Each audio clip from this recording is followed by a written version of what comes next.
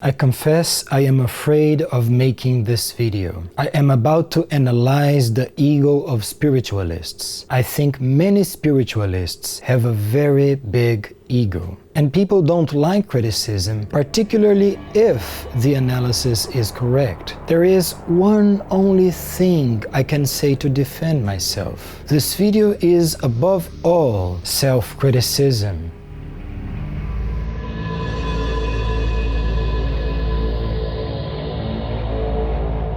I'm Cavalher. Before we start, I ask your permission, spiritualist, to analyze such a sensitive topic, the ego. I would like to give you the opportunity of reflecting about yourself while I ask the opportunity to propose a very divergent perspective about the ego. If you don't want to reflect, no problem. Just stop watching here. If it helps, I have reflected years ago and it was liberating. I do it again today.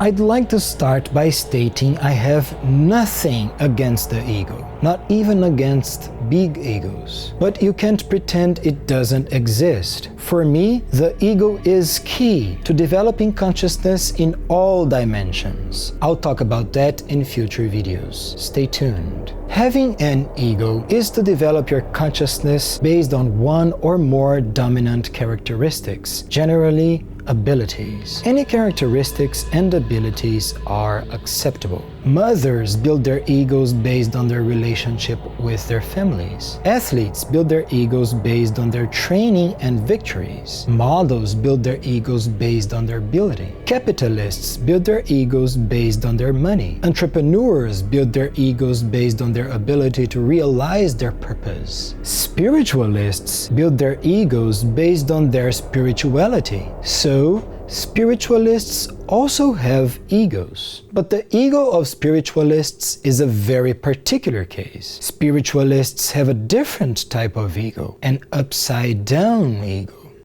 Being a spiritualist is directly linked to the ability to be in a relationship with transcendence. Let's not complicate things unnecessarily. Transcendence is everything that you still don't know, that is beyond you, that transcends you. I say still don't know because you can get to know. Being in a relationship with transcendence is exactly this. Be willing to learn with transcendence. Obviously, learning is not only to gain knowledge, not only becoming acquainted with. Learning is to increase consciousness and put this consciousness into practice. For example, if you have learned with transcendence not to control other people, you need to indeed stop controlling them. One of the sentences of the paradigm of sense that I like the most is, consciousness is act. Therefore, learning with transcendence is to leave behind certain behaviors and develop others. Learning with transcendence is to transform yourself. The ability of spiritualists is exactly this, to transform themselves. Spiritualists need to be able to quit being who they already are and becoming an entirely different person continuously. That's why spiritualists have upside-down egos. Physicians develop their egos by increasing the characteristic they already have, healing. Dancers develop their egos by increasing the characteristic they already have, dancing. Spiritualists develop their egos by increasing the characteristics they already have, transforming.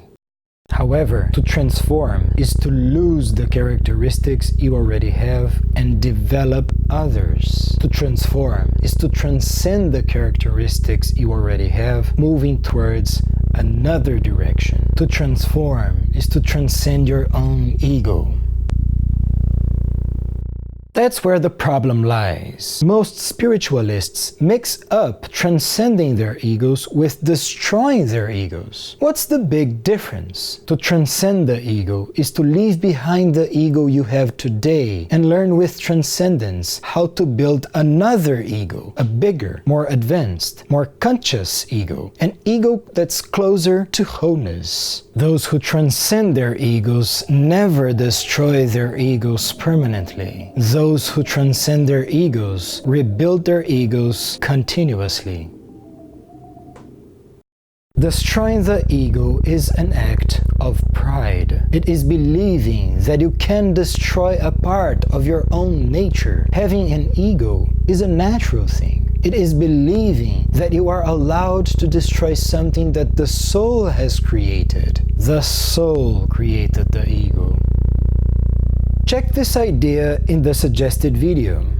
When we try to destroy a part of our own nature, nature hits back. Let me ask you an obvious question. Who is bigger, you or the universe? The 5D answer is you and the universe have the exact same size. But for now, let's use a 4D answer. The universe is bigger than you. Nature imposes itself. It forces you to live what it wants, even if you are unconscious of that. This is the idea behind one of the most important mechanisms of the human psychological structure. Everything that does not manifest itself consciously will manifest itself unconsciously and with a lower quality. Therefore, when spiritualists try to destroy their egos, the only thing they're doing is becoming unconscious of the fact that they have an ego. Either you express your ego consciously or you express your ego unconsciously. You cannot destroy your ego. Only the soul and the spirit can do that. The typical imbalances of spiritualists are a consequence of that. Let's see a few examples. The current spirituality preaches that anger is an ugly thing, but you can just amputate anger from the human nature just because you decided it is ugly. Again, nature is bigger than you are. Nature made you with anger. When you try to remove anger from your nature, what you are really doing is repressing anger. You no longer express your anger consciously, but you start to express your anger unconsciously and with inferior quality. That's why a lot of spiritualists are passive-aggressive. That means that they disguise their anger. They use a sweet tone of voice to harshly criticize you. Why aren't they authentic and criticize others openly, expressing anger? Why aren't they just human beings like everybody else? Because this is incompatible with the current definition of spiritualist. They prefer not to admit they are angry. The attempt of destroying the ego is also a problem when it comes to the spiritual knowledge of spiritualists. Since they repress their own egos, a lot of spiritualists pretend to be humble and can't admit how much they have strived to learn, to develop, to become wiser. Believe me, it's painful to do that. They want to look like they are always starting. But everything that does not manifest itself consciously will manifest itself unconsciously and with a lower quality. When spiritualists do not consciously admit their own spiritual development and wisdom, when spiritualists do not consciously admit their own spiritual and wise egos as well as their ability to transcend their egos, spirituality and wisdom manifest themselves with inferior quality. That's why many spiritualists cause this subtle impression that they consider themselves to be better than other people. They secretly believe that they know the truth and that other people's knowledge is wrong, inferior, or incomplete. They secretly believe that they are the chosen ones, whereas all others are not. That's a very common thing in many spiritual schools and religions. This is the moment for self-criticism. I many times catch myself thinking that my knowledge is excellent and other people's knowledge is not. That I know the truth and others do not. Consciously, I do not believe in that and I don't want to be like that. But I have imbalances and unconsciousness like anyone else. I'm human. I have been working on increasing my self-esteem and on being able to openly admit all the effort I had to make to be where I now am and all the wisdom I have accumulated. But my unconsciousness on the topic is so high that even now, while I criticize myself, it seems that I am glorifying my strength and my wisdom. I still need to work on it. Believing that spiritualists have no ego is a complete illusion. Illusions are by no means harmless. Illusions are extremely dangerous. Illusions imprison your consciousness. Illusions are convictions. Convictions that imprison you in illusory realities. This illusion imprisons you in which reality? In a reality where spiritualists are better than all other people because they have already discovered that they need to destroy their egos, whereas other people still roam in the darkness of the ego. In this reality, spiritualists will reach a level of evolution in which there is no darkness, no problems, and no flaws, no humanity at all.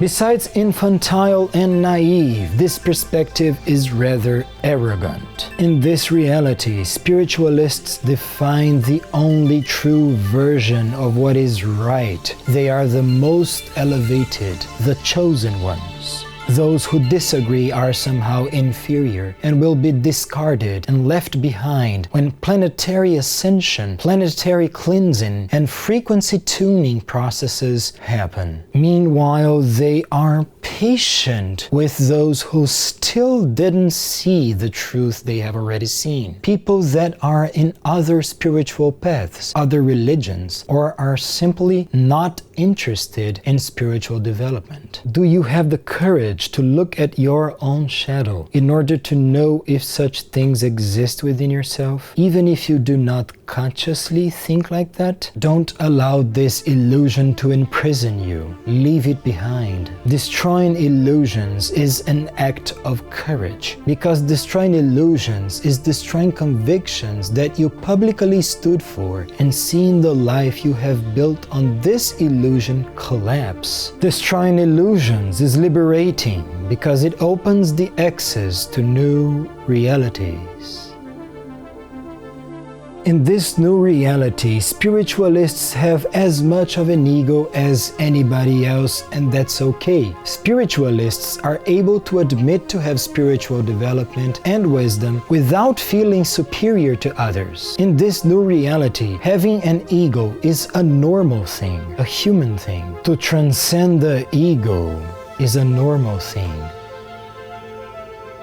Spiritualists have flaws, mistakes, unconsciousness, and darkness inside themselves, as well as light, just like everybody else. In this reality, there is no superior truth. Whatever the truth you believe in today is, it will be transcended and replaced. No level of spiritual development is final. Therefore, the characteristics and behaviors of spiritualists change all the time, and that is not seen as a lack of personality. Since there is no superior truth nor final development level, no one is better than others. Moreover, no one needs to improve. Being a spiritualist is as valid as being any kind of person, including those who don't have the slightest interest on spirituality. There are no superior people. There are no chosen ones. Spiritualists, like everybody else, are simply